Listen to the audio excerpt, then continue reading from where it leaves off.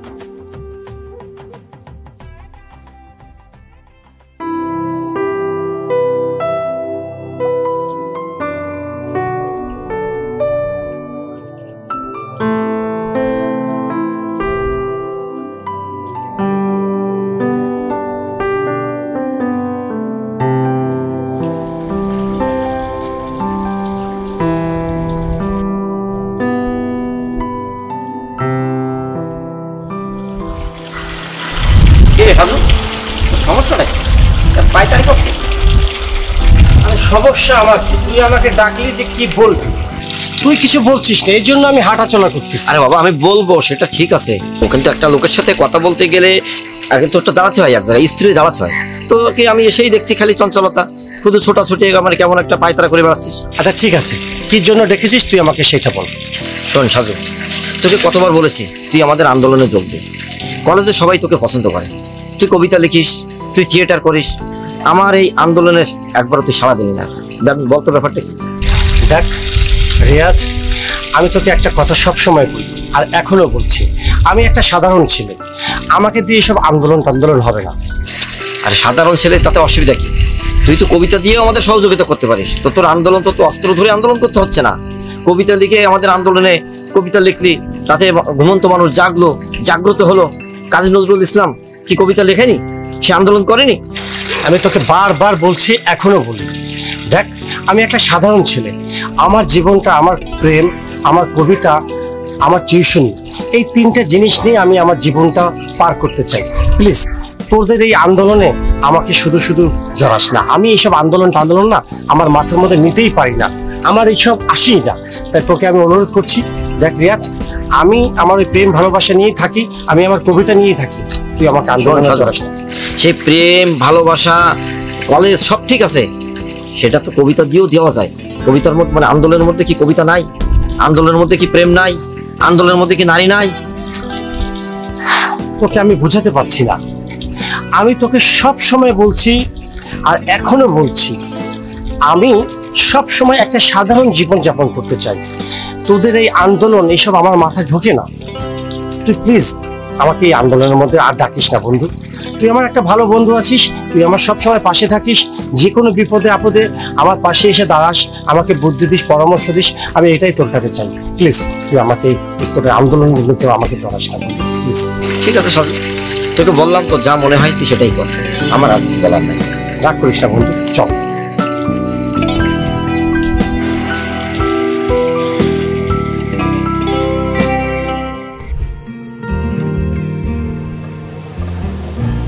আচ্ছা, আপনি যে যে সময় নেই অসময় নেই আমাকে শুধু ডাকেন, আমি কি বাসা থেকে আসতে পারি? বাসায় অনেক কাজ থাকে না, সেগুলো তো আমার করতে হয়।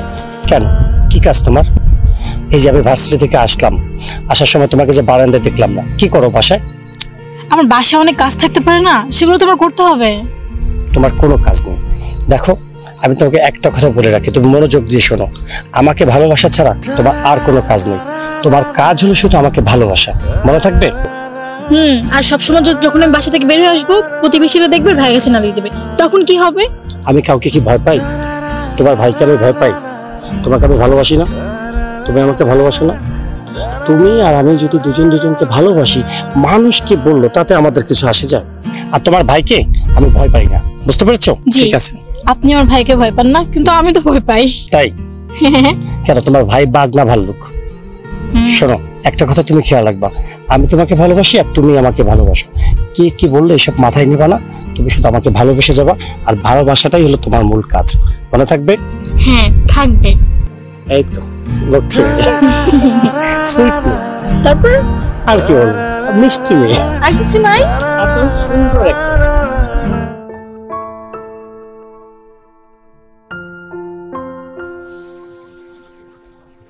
দাঁড়াও, কোথায় যাচ্ছ? প্রাইভেট পড়তে যাচ্ছি। প্রাইভেটে যাচ্ছ? বই খাতা কোথায়?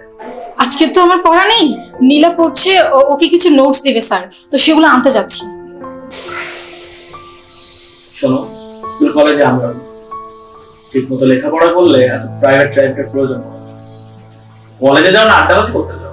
না না ভাইয়া, আমি তো কলেজেই যাই। কেন, তুমি দেখো না আমি কলেজে যাই, আমি বাসায় আসি, আবার স্যারের কাছে পড়তে যাই। আচ্ছা যাও। দাঁড়াও, মাথায় কাপড় দাও। এই এলাকায় আমাদের পরিবারের একটা সম্মান আছে। আমি চাই না সব ছোট ছোট কারণে এলাকায় আমাদের পরিবারের সম্মান নষ্ট হোক। ঠিক আছে, যাও, তাড়াতাড়ি চলে এসো।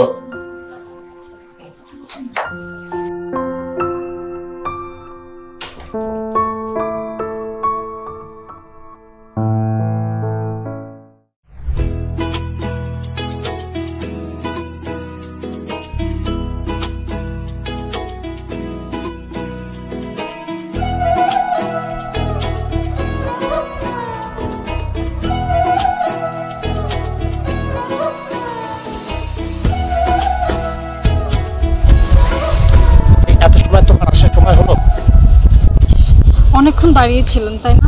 খুব কষ্ট হয়েছে, কি করব বলেন? বাসা থেকে আসার সময় যে এত ঝামেলা করতে হয়েছে, তাই দেরি হয়ে গেছে, আর হবে না। মুখটা শুকনা শুকনা লাগতেছে কেন? কেউ কিছু কইছে? বাসা থেকে বের হওয়ার সময় ভাইয়া যে ঝামেলাটা শুরু করছে, আমি কোথায় যাই, কি করি, কেমন কলেজে যাই, কেমন পড়াশোনা করি, এগুলো নিয়ে প্রশ্ন করছে। আচ্ছা, তুমি তোমার ভাইদের একটু বুঝাই বলতে পারবো না যে পড়াশোনা এরকম তাড়াহুড়া করে করা যায় না, পড়াশোনা এরকম দুপদাপ করা যায় না, পড়াশোনা আস্তে আস্তে করতে হয়, ধীরে ধীরে করতে হয়। এই তো আসছি ক্লাস করতে, কত পড়াশোনা করি আমি। কি পড়াশোনা করো না? শোনো, এই যে তুমি আসছো, আমি যদি তোমার এখন বাইন্দা রাখি, তোমার ভাইকে কিছু করতে পারবে? তোমার ভাইটাকে আমি ভয় পাই? হাতে যে বেঁধে রাখবেন, হাতে তো কিছুই নাই, কি দিয়ে ভাববেন? নাই নাই নাই।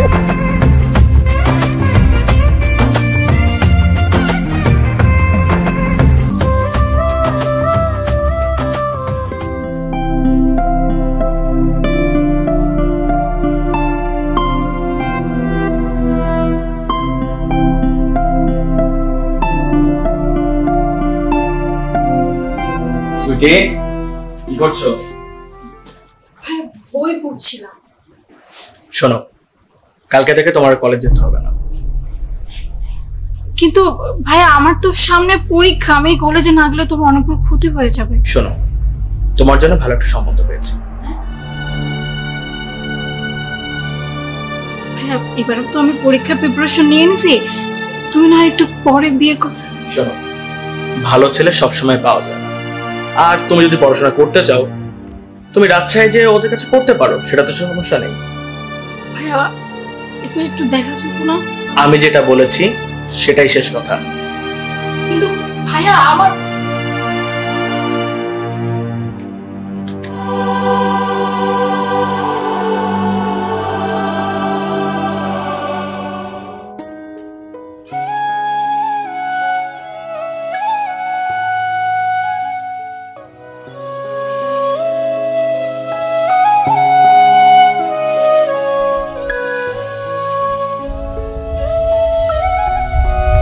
আজকে সকালে যখন রান্না করতে গেলাম, মা এসে বলে তো রান্না করতে হবে না।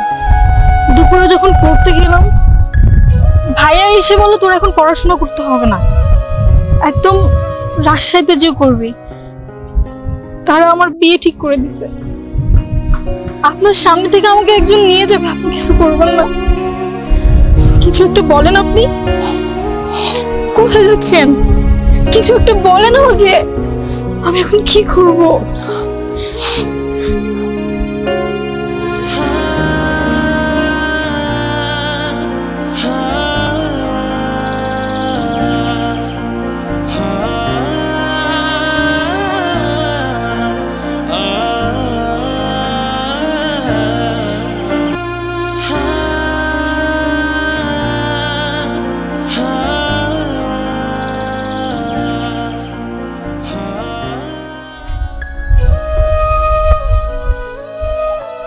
কিরে সাজু, ওদিকে সুইটির বিয়ে হয়ে যাচ্ছে আর তুই মন খারাপ করে দাঁড়িয়ে আছিস? হ্যাঁ, হয়ে যাচ্ছে। কিছুই করার নাই তোর? না, আবার কিচ্ছু করার নেই। তাহলে ভালোবাসলি কেন? হ্যাঁ ভালোবাসি, ভালোবাসলে তাকে নিয়ে কি বিয়ে করতে হবে এমন কোনো কথা আছে? তাহলে সুইটিকে ভালোবাসলি কেন? এত ভালোবাসিস সুইটিকে, সুইটি তোকে এত ভালোবাসে, তার বিয়ে হয়ে যাবে, অন্য একটা ছেলের সঙ্গে সংসার করবে, আর তুই এখানে এসে মন খারাপ করে দাঁড়িয়ে আছিস। সুইটির জন্য তুই কিছুই করবি না? না, ভালোবাসার শেষ প্রতিদান কিন্তু কাছে পাওয়া। যেভাবে হোক, আমার ধারণা ওকে তুই পালিয়ে নিয়ে যেয়ে বিয়ে করা উচিত তোর। দেখ রিয়াজ, তুই তো জানিস ওর ভাই কত ক্ষমতাশালী একটা মানুষ।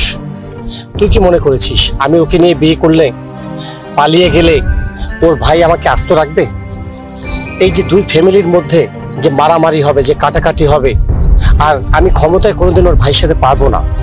আমি চাই না আমি সুইটিকে নিয়ে পালিয়ে যাই আর আমাদের দুই ফ্যামিলির মধ্যে মারামারি হোক, কাটাকাটি হোক, রক্তারক্তি হোক। আমি এটা চাই না। আমি সবকিছু বুঝি, সুইটি তো তোকে প্রচন্ড ভালোবাসে। তার মনের কথা একবার চিন্তা করে দেখ, তোকে ছাড়া সে কিভাবে বাঁচবে?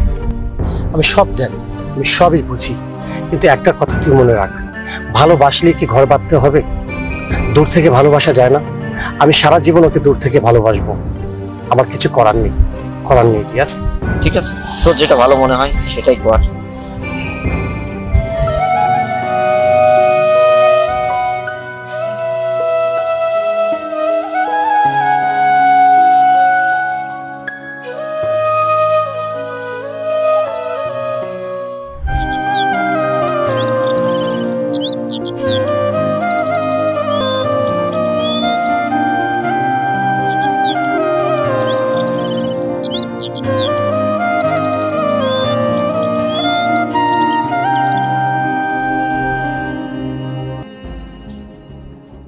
আপনি তো কিছুই ভাবেননি মনে হচ্ছে।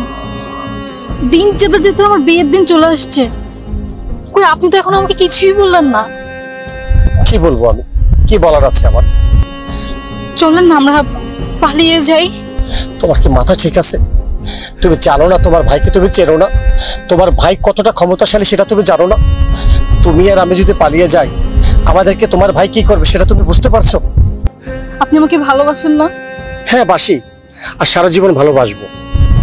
আমি চাই না তোমার আর আমার কারণে আমাদের দুই পরিবারের মধ্যে রক্তারক্তি, হানাহানি, কাটাকাটি হোক। আমি চাই না, আমি চাই না, আমি চাই না। তাহলে যে আপনি আমাকে বলতেন আপনি আমাকে ভালোবাসেন, আমাকে না দেখলে আপনার ভালো লাগতো না, সেগুলো তো সব তাহলে মিথ্যা ছিল? কিচ্ছু মিথ্যা না, আমি তোমাকে ভালোবাসি আর সারা জীবন ভালোবেসে যাব। তাহলে আমি এখন কি করতে পারি সেটাকে একটু বলবেন? আমার সব থেকে বড় ভুল ছিল আপনাকে ভালোবাসা। আপনারা তো এখন কিছু করার নাই, কিন্তু আমার অনেক কিছু করার বাকি আছে।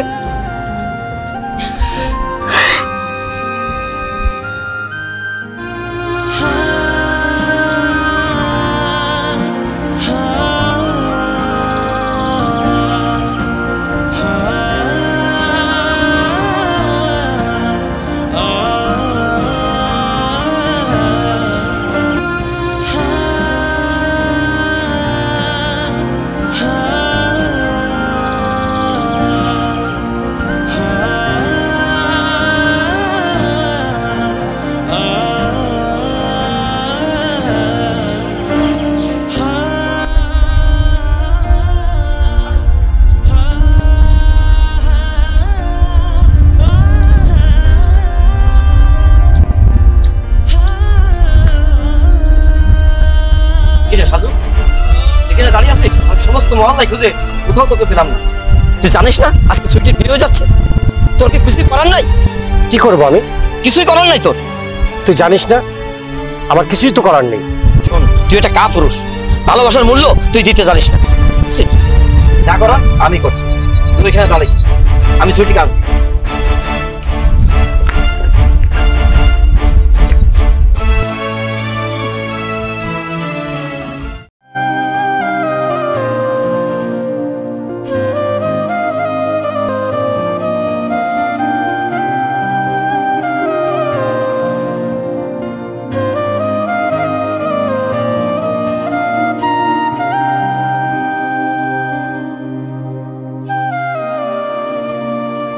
আসবো কি রিয়াজ ভাইয়া? হ্যাঁ ভিতরে আসুন।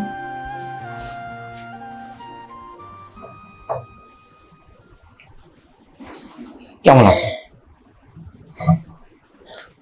আমি বুঝতে পারছি তোমার মনের অবস্থা। সাজু সবকিছু আমাকে খুলে বলেছে। ও নিরুপায়, তোমার ভাইয়ের দিকে তাকিয়ে, তোমাদের দুইটি ফ্যামিলির দিকে তাকিয়ে ওর কিছুই করার নাই। আমি ওকে অনেক বুঝিয়েছি, আমি অনেক বলেছি, আমাকে বারবার বলছে যে রিয়াজ আমার কিছুই করার নাই। তবু অনেক বোঝানোর পরে তোমার জন্য অপেক্ষা করছি।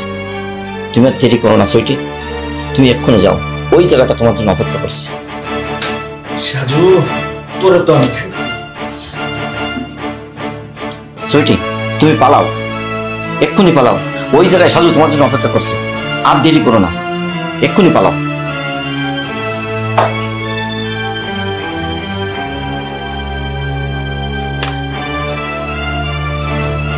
আজ যদি আমার সঙ্গী না হয় তাহলে তুই আমার সঙ্গী হবি।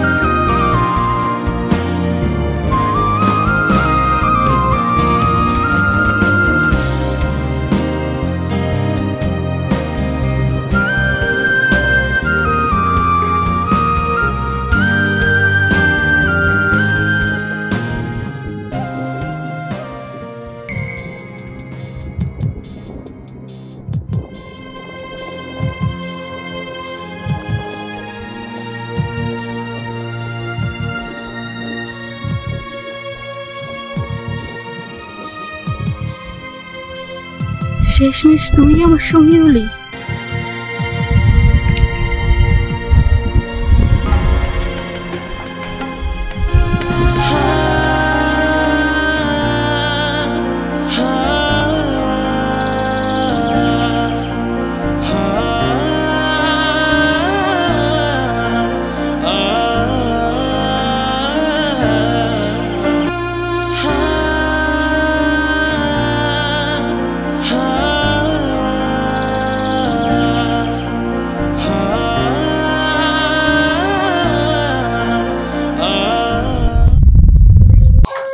শুনলে তো বাবা। জি আঙ্কেল। আচ্ছা আঙ্কেল, আমি আজকে আসি। ভালো থেকো তুমি। জি আঙ্কেল।